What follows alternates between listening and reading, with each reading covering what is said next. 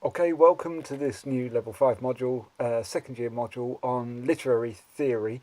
This is actually one of the most important modules that you're going to be studying on the course because this is where you're going to get a lot of the theoretical frameworks, if you like, which are going to form the basis of the rest of your modules and into your third year as well. In one sense, what you can do is think of this module as research methods for English studies. It provides you a set of tools, of methodologies, which are different ways in which you can explore different subjects. If you're looking at the module guide, you'll be noticing that there are lots of imagery to do with sunglasses and strange, creepy looking figures, rather like, I don't know if you can see, yeah, I see, even on my t-shirt, especially for this occasion. These images are taken from a film, a John Carpenter film called They Live, which was highlighted by Zizek as an illustration, if you like, of how ideology functions. The point of ideology is that in the world that surrounds us, there are these different forces at work, different systems and sets of regulations and frameworks which control how society functions and controls us in society, how we think, how we perceive each other, and how we relate and behave towards each other.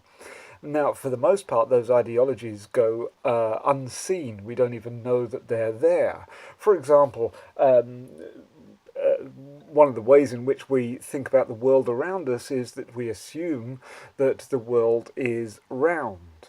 We don't spend a great deal of time talking about it, but we do know that many years ago people assumed that the world was flat with just as much sense of self-evidence as we now think of as the roundness of the world. And their sense of the flatness of the world presumed that there were points in the world where you would inevitably reach an end, that there was an edge, and that that edge was perilous because once you got to a certain point, there was no other way to go except over it. That created a sense of danger. It created a sense of fear of the unknown, which was very prevalent at the time.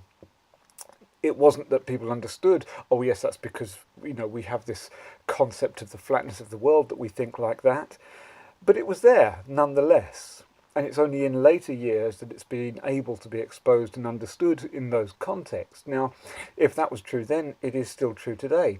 And what this module is going to be doing is exploring some of the ideological frameworks which shape the way in which texts are written and read, and the context out of which those texts are produced. We're going to begin by looking at some of the groundwork and history of the emergence of critical theory and literary analysis. And then we're going to look at some methodologies, if you like, ways in which we can interpret texts. We're going to begin by looking at psychoanalysis and say, well, what we can do is, if you like, we can have a text in front of us and we can put on a pair of psychoanalysis sunglasses, just like in They Live, and what will be revealed by the sunglasses is a pattern within the text which elucidates and brings to the front all of those aspects of the text which relate to the human mind, the human development, our unconscious and our unconscious workings, unconscious desires, unconscious instincts, and say, well, okay, we can interpret the text in relation to these psychoanalytical frameworks. We're then going to look more socially and say, well, okay, well, we can think about the text in terms of its psychoanalytical frameworks, but we can also think about it in terms of more social frameworks. For example, the issue of class. People are born into different classes. People are born into working classes, middle classes, or upper classes. And that sense of class identity is something which shapes the way we work. For example, when it comes to a political election, there is plenty of polling data which explores how different classes are likely to vote. For example, if you come from a family which has traditionally been low earning, unskilled workers living in a relatively economically deprived area of the kingdom, then there is a likelihood that you are going to vote this way. Whereas if you come from a very privileged family background, if you're George Osborne, you're kind of aristocracy for centuries or other, and you are very wealthy, and you live in a very comfortable house in a very comfortable area, then the likelihood is that you're going to vote in a different way. These aren't just to do with self-interests, because strangely enough, some of the people who are the poorest often will vote against their own interests and in the interests of those people who are richer. Why is that?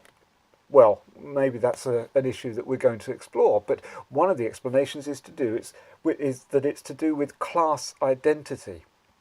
And if our sense of class, of belonging to distinct social groupings based on where the economic power lies in society, then again we can put on our Marxist critical sunglasses and see through them at a text and see how patterns of class relationships, power structures emerges from the text. So we're not just saying, well, okay, here's a set of poems about love and it tells us this or that about love, but we're saying that actually if you put on these glasses, we can see that this text is also telling us about prevalent attitudes to class, to power, to economic wealth and position in society. We could do the same with gender. For example, we know that for much of English society, women have been held as a, if you like, second sex to men. They're secondary, they're not as important, not as capable as men. That's how gender has always been foreseen. Now, one of the ways in which we can see that is, well, actually it's very Marxist in that sense, because it is again to do with where the power lies. The social and economic power lies with men. They preserve it for themselves, and women, being outside of that power structure, are therefore a threat to it, and it is important to make sure that women keep in their place. If we then look at a text, any text, and put on a pair of feminist critical sunglasses, then what emerges from the text is those attitudes and assumptions and the way in which gender is valued and portrayed through society. And if we can do it with feminism, we can do it as well with race and ethnicity, because again, just like where the power lies for much of English society, it is lying with white middle-class men. And we can see the attitudes towards that superiority and the attitudes towards the assumed inferiority of alternate people or people who are different or people who are other in text. We can put on our pair of post-colonial critical sunglasses, and through the text will emerge these patterns that tell us about attitudes towards otherness, towards difference. Now, throughout the module, we're going to be applying these different critical methodologies to a single text, the very straightforward text of Cinderella. We're going to be assessing that through a series of short essays in which you're going to simply apply each of those critical readings to Cinderella. We're going to apply psychoanalytical readings to Cinderella. We're going to apply Marxist critical readings to Cinderella, feminist critical readings to Cinderella. We're then going to use those skills in order to work towards a longer essay in which you choose one of those critical methodologies and apply it to a slightly richer, more detailed text in a longer essay. Now, one of the reasons I say you can think of this as a research methods module is that when it comes to choosing what you're going to do for the long essay, it's very similar to, if you like, when you get to your dissertation, you're going to need to choose a methodology. I'm going to look at, what are you going to look at? You need to choose a text. Okay, well in this module we're going to give you texts, but once you've chosen your text you need to say, okay, I need to apply this methodology to it. What methodology am I going to apply? Am I going to apply a Marxist methodology? Am I going to apply a feminist methodology? Or maybe a mixture of this and that, or a little bit of that and whatnot and the other.